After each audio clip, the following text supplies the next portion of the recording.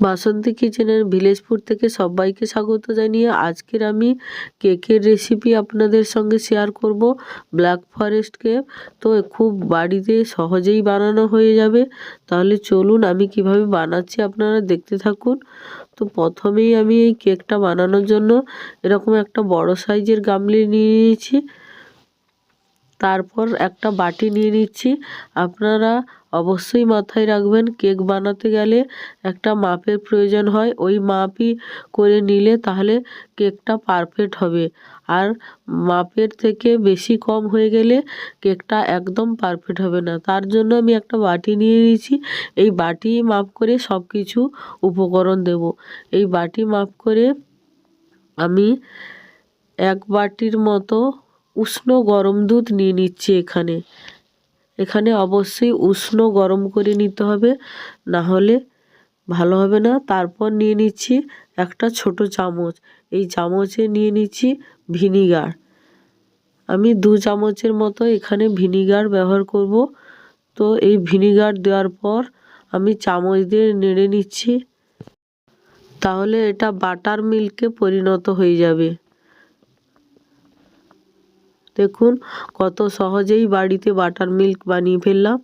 তো এইরকমভাবে আপনারাও নিয়ে নেবেন। তারপর আমি নিয়ে নিচ্ছি মিক্সচার মেশিনের একটা বাটি।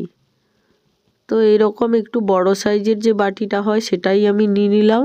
আর সেই বাটার মিল্কটা সেই মিক্সচার মেশিনের বাটির মধ্যে দিয়ে দিলাম। এরপর আমি 2 চামচের মতো ভ্যানিলা এসেন্স এখানে ব্যবহার করব। এই ভ্যানিলা এসেন্সটা দেওয়ার ফলে খুব সুন্দর একটা ফ্লেভার আসবে। তো 2 চামচ দেওয়া হয়ে গেল। এরপর আমি এই বাটি মাপ করে দুধ নিয়েছি। এরপর আমি হাফ বাটির মতো সাদা তেল দিয়ে দেবো। এরপর আমি দিয়ে দিচ্ছি 1 বাটির মতো চিনি। সবগুলো উপকরণকে মিক্সি করে নেব। দেখুন সবগুলো উপকরণ আমার মিক্সি করা হয়ে গেছে।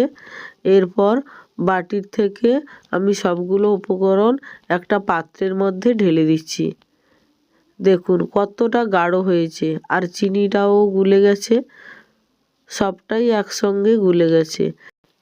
এরপর আমি নিয়ে নিচ্ছি একটা চালুনি, আর চালুনির মধ্যে আমি সেই বাটিরই মাপ করে 2 বাটি ময়দা আমি এরকম চেলে নেব। দেখুন বন্ধুরা, যেই বাটি মাপ করে আগে আমি দুধ চিনি দিয়েছি ওই বাটিরই মাপ করে দিয়েছি। তো চালা হয়ে গেছে।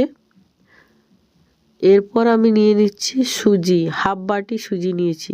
আমি এখানে সুজিটা ব্যবহার করেছি, আপনারা নাও ব্যবহার করতে পারেন। তো আমি এখানে হাফ বাটি সুজি দিয়ে দিচ্ছি।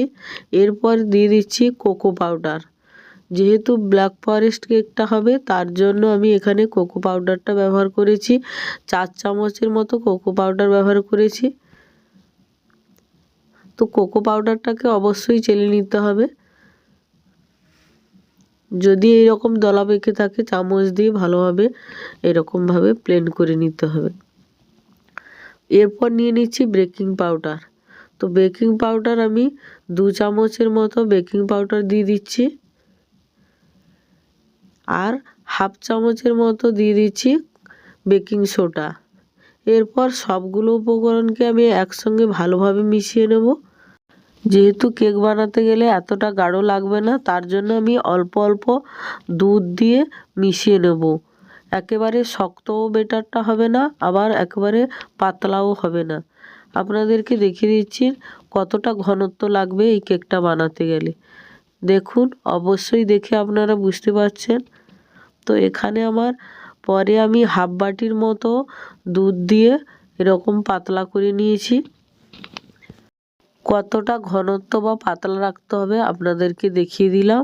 তো এরপর এই বাটিতেই আমি কেকটাকে বসাবো। আপনাদের যদি কেক টিন থাকে তাহলে কেক টিনটাই আপনারা ব্যবহার করে নেবেন।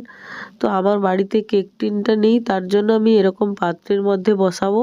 আর এই পাত্রটার মধ্যে ভালোভাবে সাদা তেল দিয়ে আমি মিশিয়ে নিচ্ছি এরকমভাবে। তাহলে খুব সহজেই কেকটা তৈরি হওয়ার পরে বেরিয়ে আসবে। তো এরপর আমি একটা সাদা কাগজ এরকমভাবে গোল করে তলাতে দিয়ে দিলাম। তো আপনারা যদি ফয়েল পেপার থাকে তাহলে ফয়েল পেপারটাও ব্যবহার করতে পারেন। তো পেপারের ওপরেই আমি আবারও এরকম তেল ব্রাশ করে দিচ্ছি যাতে সহজেই উঠে আসতে পারে। তো এরপরে বেটারটাকে আমি ঢেলে দিচ্ছি। ঘনত্বটা অবশ্যই আপনারা লক্ষ্য করবেন। এরপর নিয়ে নিচ্ছি একটা কড়া, কড়ার মধ্যে আমি দিয়ে দিচ্ছি লাল বালি। তো বালিটা যদি না থাকে আপনারা লবণ দিয়েও বেক করে নিতে পারেন। তো বালি নিয়ে নিয়েছি, বালিটাকে এরকমভাবে কড়ার মধ্যে মিলিয়ে দিলাম, দিয়ে এরপর একটা স্ট্যান্ড বসিয়ে দেবো। এর ওপরে আমি সেই বেটাটা ঢেলে রাখা পাত্রটাকে বসিয়ে দিলাম। তারপর ওপর থেকে একটা ঢাকনা দিয়ে দেবো, দিয়ে 45 মিনিটের মতো আমি বেক করে নেব। যেহেতু আমি গ্যাসে বসিয়েছি 45 থেকে 55 মিনিট অবশ্যই লেগে গেছে। তো আপনারা উনুনে যদি বসান তাহলে 30 থেকে 35 মিনিটের মধ্যেই বানিয়ে নিতে পারবেন। দেখুন তাহলে কতটা সুন্দর হয়ে গেছে। কেকটা বানানো হয়ে গেছে আর দেখুন উপর থেকে কতটা সুন্দর হয়েছে আর ফুলে কতটা ডবল হয়ে গেছে। এরপর আমি সেই পাত্র থেকে বের করে নিচ্ছি কেকটাকে। এরপর দেখুন পেছন দিকটাও কত সুন্দর হয়েছে। আর এই কাগজটাকে আমি আস্তে আস্তে করে তুলে নেব। দেখুন বন্ধুরা পেছন দিকটা কত সুন্দর হয়েছে। এরপর আমি উল্টে দিচ্ছি। আর ওপর দিকটা অবশ্যই আপনারা দেখেছেন যে একটা ঢাকনার ভেতরে থালা ঢাকানো ছিল, তার জন্য ওই থালাটার উপরে লেগে এই রকম ওপরটা অসমান হয়ে গেছে। তো এইটাকে আমি ওপর দিক থেকে ছুরি দিয়ে ভালোভাবে কেটে সমান করে নেব। দেখুন বন্ধুরা কেটে আমি সমান করে নিয়েছি। তো এরপর আমি ক্রিম দিয়ে ডেকোরেশন করব। তার আগে আমি চিনি আর জল মিশ্রণ করে ওপরটা দিয়ে দিচ্ছি। এই মিশ্রণটা দেওয়ার একটাই কারণ যে ক্রিমটা দিলে ভালোভাবে লেগে থাকবে আর খুলে পড়ে যাবে না, তার জন্যই এই চিনির মিশ্রণটা দেওয়া। তো আমি সাইড থেকেও দিয়ে দিচ্ছি, যেহেতু সাইডেও ক্রিম লাগাবো তার জন্য সাইডেও আমি দিয়ে দিচ্ছি। তো এরকমভাবে আমি ভালোভাবে লাগিয়ে দেবো। এরপর চামচ দিয়ে ওপর থেকে আমি ক্রিম দিয়ে দিচ্ছি। তো ক্রিমটা আমি নিজেই বাড়িতে বানিয়েছি, আপনাদের আমি অবশ্যই এক সময় দেখাবো যে ক্রিমটা কিভাবে বানাতে হয়। তো এরপর আমি ক্রিমটাকে সমান করে উপর থেকে দিয়ে দিচ্ছি। তো আমি পুরোটাই এইরকমভাবে ভালোভাবে বেশ লাগিয়ে নেব। দেখুন ওপর দিকটা আমি বেশ ভালোভাবেই লাগিয়ে নিয়েছি। এরপর আমি সাইডে লাগিয়ে নেব। সাইডে ঠিক আমি এই রকমভাবে লাগিয়ে নিচ্ছি দেখুন। আর ক্রিমটা কত সহজেই বাড়িতে বানানো হয়ে যায় আমি আর একদিন ভিডিওতে আপনাদেরকে অবশ্যই দেখাবো। তো এরকম কাটার না থাকলেও আপনারা ছুরি দিয়ে বা চামচ দিয়েও সাইডটা এরকমভাবে লাগিয়ে নিতে পারেন। দেখুন সব দিকটা সমানভাবে লাগানো হয়ে গেছে। এরপর আমি ওপর দিকটাতে আমি সুন্দর করে একটা ফুল ডিজাইন করে নিচ্ছি। তো আপনারা যদি ভালো ডিজাইনের গোলাপ টোলাপ বানাতে পারেন তাহলে বানিয়ে নিতে পারেন। তো আমি এই রকমভাবে পুরোটা গোল করে বানিয়ে নেব। দেখুন বন্ধুরা সবগুলো ফুল বানানো হয়ে গেছে। এরপর ওপর থেকে আমি চেরি ফল দিয়ে সুন্দর করে একটা ডেকোরেশন করে নিচ্ছি। আপনারা এই চেরি ফলটা অবশ্যই ফলের দোকানে পেয়ে যাবেন।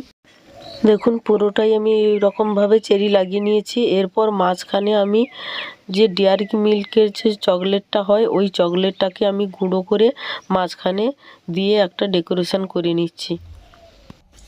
মাঝখানে গুঁড়ো চকলেটটা দেওয়া হয়ে গেছে। এরপর আমি সাইডে দিয়ে দিচ্ছি। ঠিক সাইডেও সবটাই এরকমভাবে দিয়ে দিয়েছি আর দেখতে কত সুন্দর লাগছে দেখুন। যদি আমার এই রেসিপিটা ভালো লেগে থাকে লাইক কমেন্ট শেয়ার করবেন এবং সাবস্ক্রাইব করে আমার পাশে থাকবেন। ভালো থাকবেন, সুস্থ থাকবেন। দেখা হচ্ছে আবারও কোনো এক রেসিপি নিয়ে। নমস্কার, টাটা।